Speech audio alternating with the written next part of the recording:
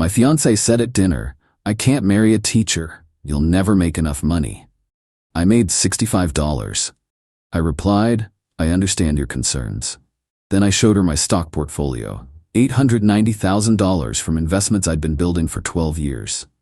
When she realized the poor teacher was wealthier than her executive father, I, 32 male, teach high school history.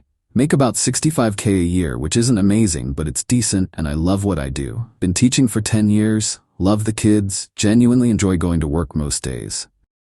My now ex-fiancée Natalie, 29, worked in marketing, pulled in around $85K or plus bonuses. We'd been together 3 years, engaged for 6 months. Wedding was set for early summer. So last week we're at this fancy Italian place she picked. I'm thinking it's just a nice Tuesday dinner. Maybe she wants to talk about wedding stuff. She'd been acting weird lately, but I figured work stress or wedding jitters. We're halfway through our entrees when she goes, "We need to talk about our future." Never good. Those words never mean anything good. "Okay," I said. "What's on your mind?" "I've been doing a lot of thinking about our finances, about what our life will actually look like." "All right," she took a breath. "I don't think I can marry a teacher." I just stared at her, like the words didn't compute. "What? You're never gonna make enough money. My dad made 6 figures my whole life. I grew up comfortable. I just can't settle for struggling." "We're not struggling. Connor, you make $65. That's barely enough for yourself. Forget about a family." People at nearby tables were definitely listening now. She didn't seem to care. "I make good money too, but I want more. I want to travel, have a nice house, send our kids to good schools. We can't do that on a teacher's salary." The way she said teacher's salary, like it was something shameful. "So what exactly are you saying?" "I'm saying I can't do this anymore. I thought I could, but I can't. I need someone with real ambition, someone who wants more than just teaching." I felt weirdly calm, like everything was happening in slow motion. "I understand your concerns," I said. She blinked. "You do?"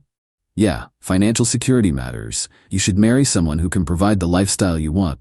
"Exactly. I knew you'd understand." She actually looked relieved. "We can keep this civil, no drama." I pulled out my phone, opened my Vanguard app. "Before we call it, you should probably see something." Turn the screen toward her. Account balance, $891,247.63. Her face went completely blank. What? What is that?" "My stock portfolio. Been building it since I was 20. Started with $5 my grandpa left me when he died. Put in $500 every month for 12 years, picked solid dividend stocks, let compound interest do its thing. That's almost $1 million. Yep. Got about $60K in a high-yield savings too, another $40 in bonds. Zero debt, paid off my car years ago, own it outright. No student loans because I worked through college." She couldn't speak, just kept staring at my phone. "So just to clarify, you're ending our engagement because I'll never make enough money, but you had no idea I'm sitting on basically $1 million in liquid assets? You never told me about this. You never asked. You saw high school teacher and assumed broke. Why wouldn't you tell me you had this much money?" "Because I wanted to be with someone who loved me for me, not my bank account." Guess I got my answer on that. I put $200 cash on the table. "That should cover dinner and tip. I'm gonna head out." "Wait, Connor, let's talk about this." "Nothing to talk about. You made yourself pretty clear. You can't marry a teacher." "I respect that. We're done. But have a good night, Nat." Walked out.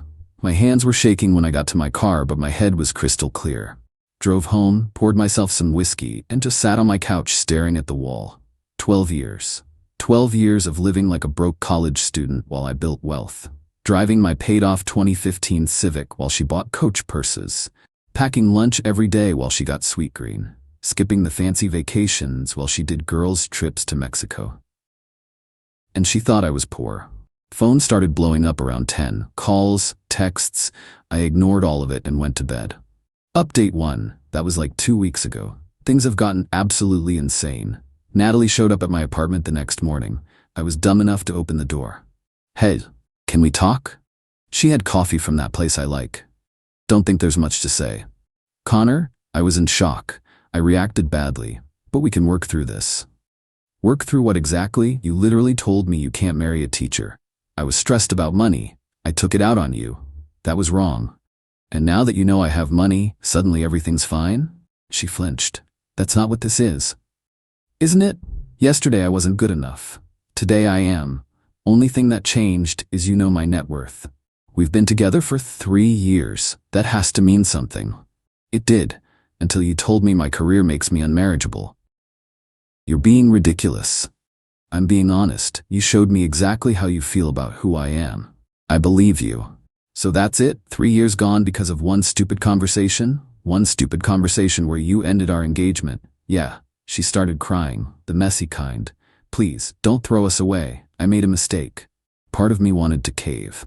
3 years is real. But I kept hearing her voice. I can't settle for struggling. The disgust when she said just teaching.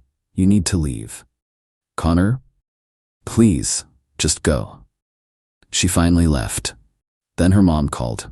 I was stupid enough to answer. Connor, what is this nonsense about breaking up? It's not nonsense, Diane. Natalie ended things. That's not how she's telling it. She says you're being cruel. Did she mention what we were arguing about? She said you disagreed about finances. She told me she can't marry a teacher because I don't make enough money. Then I showed her my investment portfolio and suddenly she wanted to stay together. Silence. Then, well, teaching isn't exactly a high-paying career, Connor. I have almost $1 million saved and invested.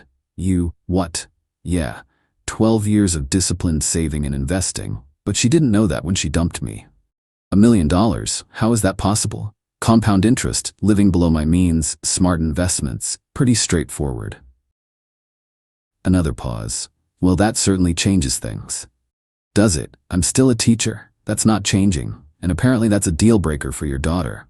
Don't be dramatic. Natalie loves you. Natalie loves financial security. Not the same thing. She's a catch, Connor. Beautiful, successful. Any man would be lucky. Any man who wants to be valued for his bank account, sure. How dare you? Pretty easily, actually. Don't call me again. Hung up. Blocked her. Her brother Todd called next. We'd always been cool. Bro, what the hell happened? Your sister gave you her version? She said you guys broke up over money and you're being a jerk. I explained everything. The dinner, what she said, the portfolio, her trying to get back together. Jesus, he said. That's harsh. Yeah, she's always been kind of shallow about money stuff, but damn. Well, now you know. You really have $1 million saved? More or less. Dude, that's incredible. How? Explained my strategy. He was genuinely interested. And Natalie had no clue? None. I don't talk about money.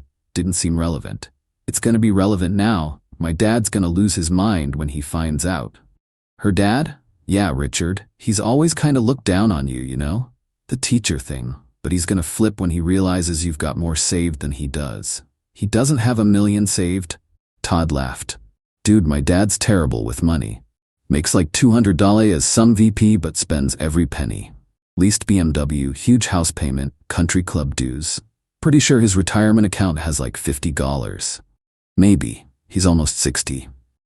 I didn't know what to say to that. Anyway, heads up, family dinners this weekend. Natalie's definitely going to be crying to everyone. You might want to stay off radar. Wasn't planning to show up anyway. Smart. Hey, for what it's worth, you're better off. She's my sister, and I love her, but she's got some growing up to do. Only decent person in that family. Work got weird fast. I teach at a prep school. Natalie knew some of the parents from her marketing job. Word spreads fast in those circles. One of the moms stopped me after class. Mr. Hayes, I heard about your breakup. I'm so sorry. Thanks, Mrs. Patterson. My daughter adores you. You're her favorite teacher. She wants to study history in college because of your class. That's why I do this job. Moments like that. But then the headmaster called me in. Connor, we need to talk. Never good when the boss starts with those words. Richard Brennan called me. Natalie's father. My stomach dropped. He claims you've been harassing Natalie, that you're unstable and maybe shouldn't be around students. That's complete BS. I haven't contacted her once. She came to my apartment. Her family keeps calling me. I figured, but he's threatening to make noise with the school board. He knows people. So what do? Document everything. Timeline, who contacted who, what was said. I'll keep it on file. If this escalates, we'll need it. Spent that night writing down every interaction since the breakup. dates, times, who initiated contact, exact words where I could remember them. Saved all the texts and voicemails. Then Natalie texted from a new number. My dad just wants to help. If you apologize, we can move past this. We love each other. Money doesn't matter. Screenshot. Added to my documentation. Replied, money didn't matter until you decided it did. We're done. Stop contacting me. She called immediately. I declined. She called again. Declined. Then the text started. You're being insane. 3 years and you're throwing it away over nothing. I said I was sorry. You know what? You're exactly what I said. A nobody teacher who'll die alone. Screenshot everything. Every single message. She's spiraling. And I'm just documenting. Update 2. It's been about a month. Things got way worse before they got better. Richard somehow got my personal email. Sent me this long message basically saying I'm not good enough for his daughter, but if I want to make changes and pursue a real career, maybe they'll reconsider. Suggested I look into becoming a principal or starting a private tutoring business. I replied, thanks for your concern, but I'm happy with my career and financial situation. Won't be reconsidering the engagement. Best wishes. He wrote back immediately, you're making a huge mistake. Natalie's the best thing that ever happened to you. Didn't respond to that one. Then Natalie started showing up places. My regular coffee shop on Sunday mornings? There she is. Grocery store? There she is. My gym? Suddenly she's a member. After the third coincidence, I called Todd. Your sister's stalking me. Yeah, she's really not handling this well. Can you make her stop? Dude, I've tried. She's convinced you're just being stubborn. Mom's encouraging her too. Great. One night I'm home grading papers when my doorbell rings. Looked through the peephole. Diane and Natalie standing there. Nope. Diane called through the door. Connor, we know you're home. Your car's out front. Let's talk like adults. I started recording on my phone. Walked to the door but didn't open it. You need to leave. We just want to talk. There's nothing to discuss. Natalie's voice. Baby, please, I miss you. We can fix this. We can't. It's over. You can't just throw away 3 years. I didn't throw them away. You did. At that dinner. Remember? Diane again. You're being a child. Natalie made a mistake. She's human. And I'm making a choice. I don't want to marry someone who thinks my job is a failure. Silence. Then Natalie started crying again. I'm calling the police if you don't leave. You wouldn't, Diane said. Held my phone up to the peephole so they could see I was recording. Already am. Want to test me?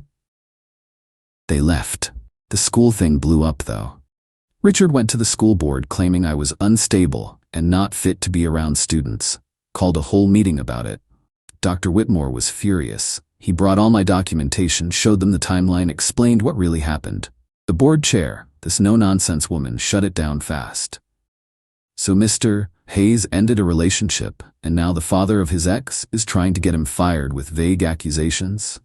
Correct, Dr. Whitmore said. Has anyone besides Mr. Brennan complained about Mr. Hayes? No.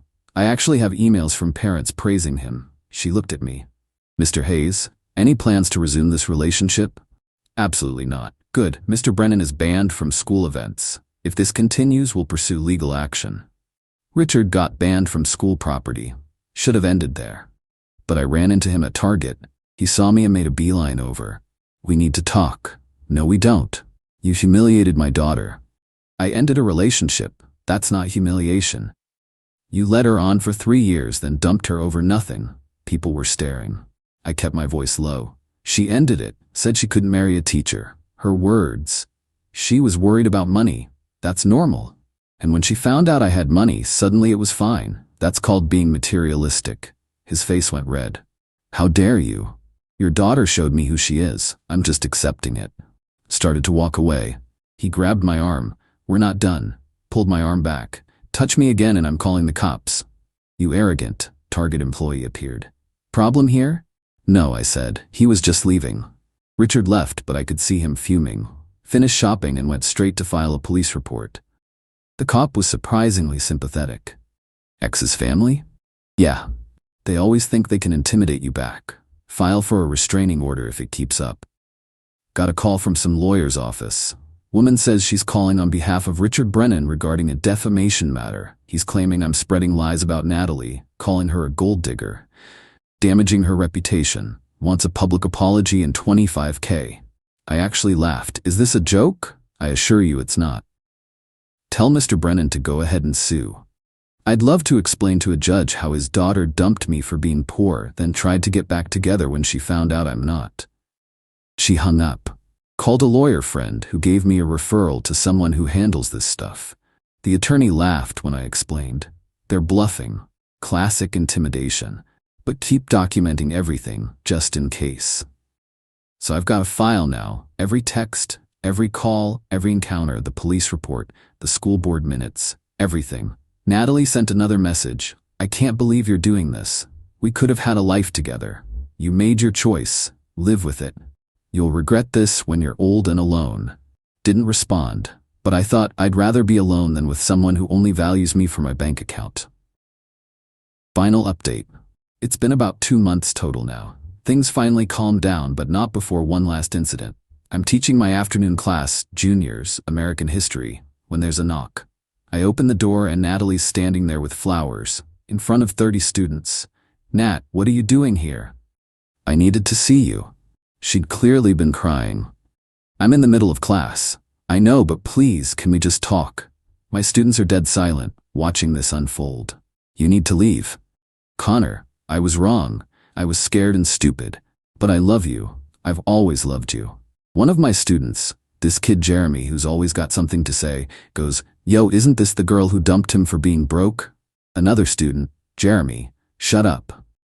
What? Mr. Hayes uses his investing as examples all the time, said his ex didn't appreciate financial discipline. Oh no, I definitely should not have shared that story during our economics unit. Natalie looked mortified. You told your students? I used it as an anonymous example, didn't name names. They clearly know it was me.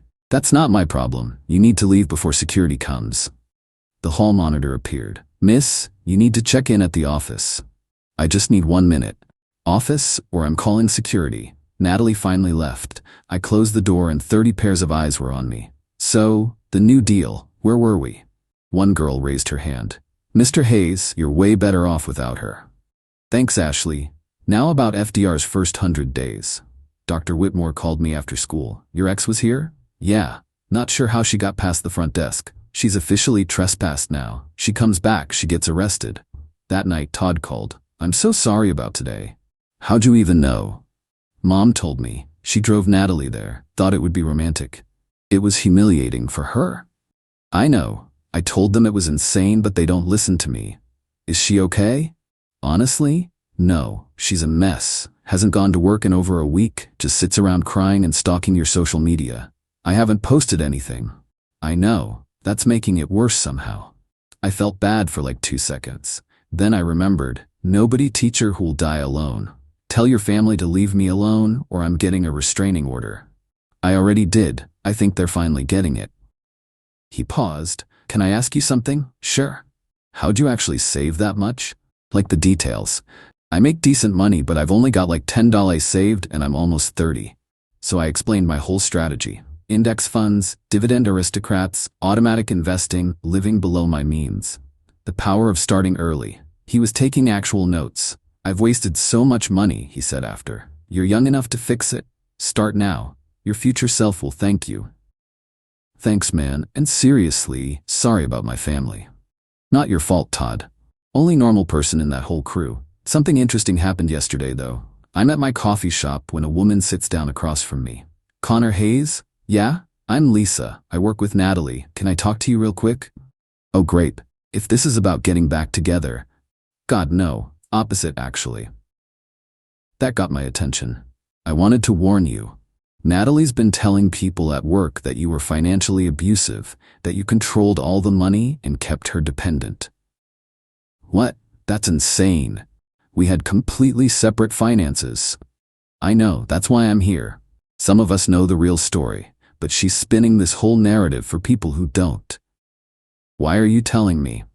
Because I went through something similar with my ex. He spread lies after I dumped him and it almost cost me my job. Didn't want that happening to you. She handed me her business card. If you ever need someone to verify what actually happened, call me. I've got texts from Natalie from right after the breakup.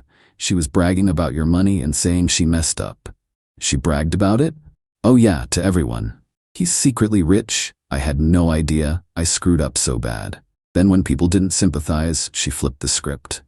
I took her card. Thank you. Seriously. No problem. You dodged a bullet with her. She's exhausting. Texted my lawyer about the financial abuse claims. She said document it, but unless Natalie makes an official complaint somewhere, just ignore it. People talk. Can't stop that.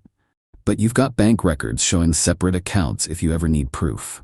So that's where things are now. Natalie's apparently having a breakdown, making up stories, burning bridges left and right.